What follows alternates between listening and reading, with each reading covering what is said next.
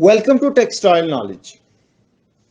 دوستو، ابتدا سے ہی انسان مختلف ضروریات زندگی کے پیش نظر سفر کرنے کا عادی رہا ہے، اور اسی سفر کی بدولت سامان تجارت، نظریات اور مختلف شعبوں میں اپنی ہنرمندی کو ایک جگہ سے دوسری جگہ منتقل کرتا رہا ہے۔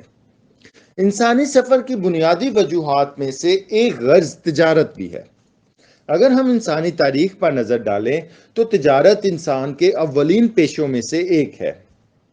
دوستو، ابتدا میں تجارت انفرادی اور غیر منظم تھی، پھر تہذیبوں اور حکومتوں کی ترقی کے ساتھ ساتھ تجارت کا یہ سلسلہ منظم اور وسیع تر ہوتا گیا۔ زمانہ قدیم سے ہی ایشیا اور یورپ کے درمیان متعدد تجارتی اور مواصلاتی رابطے موجود تھے، جن کی وجہ سے مشرق و مغرب کے لوگوں کا آپس میں ایک گہرا تعلق تھا، اور کئی راستوں کی بدولت متعدد اشیاء مثلا ریشم کی مصنوعات، مسالہ جات، اناج اور ہتھیار وغیرہ کا تبادلہ ہوا کرتا تھا۔ زمینی اور سمندری راستے دونوں ہی ایک نیٹ ورک کی صورت میں موجود تھے۔ دوستو، چین سے بحیرہ روم تک پھیلے ان رابطوں، سڑکوں، راستوں اور سمندری گزرگاہوں کے اس مشہور سلسلے کو سلک روڈ یا شاہراہ ریشم کا نام دیا جاتا ہے، اور یہ شاہراہ ریشم دوسری صدی قبل مسیح سے 18ویں صدی عیسوی تک دنیا کی اہم ترین تجارتی شاہراہ تھی۔ ٹیکسٹائل نالج کی آج کی اس ویڈیو میں ہم جاننے کی کوشش کرتے ہیں کہ کیوں ان راستوں کو سلک روڈ کا نام دیا گیا، اور مختلف ادوار میں سلک روڈ کی تاریخ کو دیکھتے ہوئے یہ جانتے ہیں کہ کس طرح یہ شاہراہ مختلف خطوں کے مابین خیالات، ثقافت اور مذاہب کے تبادلے کے لیے سہولت کار بنی۔ آگے بڑھنے سے پہلے دوستو، اگر آپ نے ابھی تک ٹیکسٹائل نالج کے اس چینل کو سبسکرائب نہیں کیا تو کائنڈلی سبسکرائب کر لیں تاکہ مزید آنے والی ویڈیوز آپ تک بآسانی پہنچ سکیں۔ دوستو، سلک روڈ کی تاریخ پر بات کرنے سے پہلے ہم سلک فائبر اور اس حوالے سے چین کی قدیم تاریخ پر ایک نظر ڈالتے ہیں۔ سلک ایک قدرتی فائبر ہے جو سلک ورم کے ذریعے سے پیدا ہوتا ہے۔ سلک فائبر کی تاریخی روایات قدیم چین سے ملتی ہیں، جن کے مطابق سلک فائبر کی پہلی بار دریافت ایک چینی ملکہ لیوزی نے 2700 سال قبل مسیح کی تھی۔ دوستو، یہ دریافت ملکہ کی ایک قدیم کہانی سے وابستہ ہے۔ کہانی کچھ یوں ہے کہ ایک بار ملکہ لیوزی شہتوت کے درخت کے نیچے بیٹھی چائے پی رہی تھی، اور اسی دوران ایک سلک کوکون ان کی چائے کے کپ میں گر گیا۔ یوں ملکہ کو خیال آیا کہ اس کو ہم دھاگا بنانے کے لیے استعمال میں لا سکتے ہیں۔ دوستو، واقعہ جو بھی ہے، لیکن سلک فائبر اس کے بعد جلد ہی چین میں اہمیت حاصل کر گیا اور اس کی پیداوار مسلسل بڑھنے لگی۔ آج چین سلک کی پروڈکشن میں دنیا میں پہلے نمبر پر ہے، اور تقریباً 1,46,000 ٹن سالانہ سلک پروڈیوس کر رہا ہے۔ دوستو، قدیم زمانے سے ہی سلک کی پیداوار چین میں ایک اہم صنعت تھی، جسے کئی سو سالوں تک رازداری سے محفوظ کیا گیا۔ چین میں سلک کے کپڑے کو نرمی، چمک اور پائیداری کی وجہ سے بہت قدر دی جاتی تھی۔ ابتدا میں سلک کو صرف چین تک ہی محدود رکھا گیا تاکہ باقی دنیا پر چین کی اجارہ قائم رہے، مگر تقریباً دوسری صدی قبل مسیح میں ہان سلطنت کے عہد میں ایک تجارتی سلسلہ شروع کیا گیا جو چین کو مغربی دنیا سے جوڑتا تھا، اور یوں سلک کی تجارت کا آغاز ہوا۔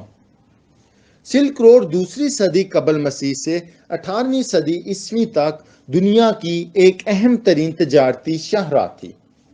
دوستو، یہ پوری طرح واضح نہیں کہ کس نے سلک روڈ کا نام رکھا، کیونکہ زمانہ قدیم سے موجود ان تجارتی راستوں کا کوئی خاص نام نہیں ہوا کرتا تھا، لیکن عموماً یہ سمجھا جاتا ہے کہ 1877 میں جرمن جیوگرافر اور تاریخ دان رچرڈ تھوفین نے پہلی بار ان راستوں کے لیے سیڈن سٹریپ کی ٹرم استعمال کی، جس کا مطلب ہوتا ہے سلک روڈ۔ دوستو، سلک روڈ ایک ہی راہ نہیں تھی، بلکہ یہ ایک وسیع نیٹ ورک کا نام تھا جس کا پھیلاؤ چین سے شروع ہوتا تھا، ہندوستان، وسط ایشیا، مشرق وسطیٰ اور مشرقی یورپ کو اپنی لپیٹ میں لیتا ہوا افریقہ کے مشرقی ساحلوں تک پہنچتا تھا۔ سلک روڈ ایک بڑے مجموعے کا نام تھا جس میں کئی راہیں موجود تھی اور ان راستوں کا اولین مقصد سلک کی تجارت تھا۔ دوستو، چین سے یورپ تک اس تجارتی راستے کی لمبائی تقریباً 6500 کلومیٹر تھی۔ چین میں اس کا آغاز شنگان نامی شہر سے ہوتا تھا، پھر یہ شاہراہ وسطی ایشیا، ایران اور ترکی سے گزرتی ہوئی یورپ تک پہنچتی تھی۔ شاہراہ ریشم پر تقریباً 33 شہر آباد تھے۔ دیوار چین کی تعمیر کا ایک اہم مقصد بھی اسی تجارتی راستے کی حفاظت کرنا تھا۔ چین سے شروع ہونے والے اس تجارتی راستے کو مشرق میں پہلے سے موجود ایک تجارتی راہداری نے بہت مدد فراہم کی۔ دوستو، قدیم دور میں ایرانیوں نے ایران سے یورپ کی سرحد تک ایک تجارتی شاہراہ بنائی ہوئی تھی جسے شاہی سڑک کے نام سے جانا جاتا تھا۔ سلک روڈ کے اس تجارتی شاہراہ سے ملنے سے چینی مصنوعات آسانی سے روم تک پہنچنا شروع ہوئی۔ سلک روڈ کے ذریعے ریشم کی منظم تجارت کا بانی ایک چینی جنرل جانگ قیان کو قرار دیا جاتا ہے۔ جنرل جانگ نے بادشاہ کے حکم پر وسط ایشیا کے راستوں کا سفر کیا اور واپسی پر اس نے بادشاہ کو ان ممالک سے ریشم کی تجارت کرنے کی تجویز پیش کی۔ اس پر بادشاہ نے 119 سال قبل ایک تجارتی وفد روانہ کیا اور اسی سے ریشم کی باقاعدہ تجارت کا آغاز ہوا۔ دوستو، ریشم کی تجارت ان تجارتی شاہراہوں کا اولین محرک تھی اور اسی لیے اس شاہراہ کو شاہراہ ریشم کہا گیا۔ ریشم کا کپڑا سب سے پہلے چین میں تقریباً 2700 سال قبل مسیح کے تیار کیا گیا اور ریشم کی تیاری کے عمل کو ایک عرصے تک خفیہ رکھا گیا۔ دوستو، پہلی صدی قبل مسیح میں ریشم کو مشرقی یورپ میں متعارف کروایا گیا جہاں اس کو بہت شہرت ملی اور آہستہ آہستہ ریشمی مصنوعات کو امارات اور عیش و عشرت کی علامت سمجھا جانے لگا۔ روم میں اس کی شہرت اور استعمال نے تاجروں کو یورپ سے مشرق کے درمیان ریشم کی تجارت کے لیے تجارتی راستے بنانے کے لیے ابھارا اور بالآخر 6 صدی عیسوی میں یہ شاہراہ ریشم ہندوستان اور فارس سے ہوتی ہوئی مغرب تک پہنچی۔ دوستو، ریشم کے علاوہ ان تجارتی راستوں سے کپڑا، مسالہ جات اور دیگر اشیاء کی تجارت بھی ہوتی تھی۔ سلک روڈ محض ایک تجارتی راستہ نہیں تھا بلکہ اس سے مختلف مذاہب، علوم، زبانوں، ثقافتوں اور تہذیبوں کے درمیان رابطہ ہوا۔ اس سلک روڈ نے ایشیا اور یورپ کی تاریخ اور تہذیب پر بھی گہرا اثر ڈالا، جس سے بہت سے شہر ثقافت اور علم کے مراکز میں تبدیل ہوئے۔ ان راستوں کی بدولت بہت سے مذاہب پھیلے جن میں بدھ مت، عیسائیت اور اسلام شامل ہیں۔ دوستو، سلک روڈ ایک عظیم تاریخی میراث ہے جس نے خیالات اور ثقافتی تبادلوں کو ترویج دینے میں کافی مدد فراہم کی۔ دوستو، موجودہ 21ویں صدی میں چین نے ایک مرتبہ پھر ان تجارتی راستوں اور راہداریوں کو منظم کرنے کا بیڑا اٹھایا ہے۔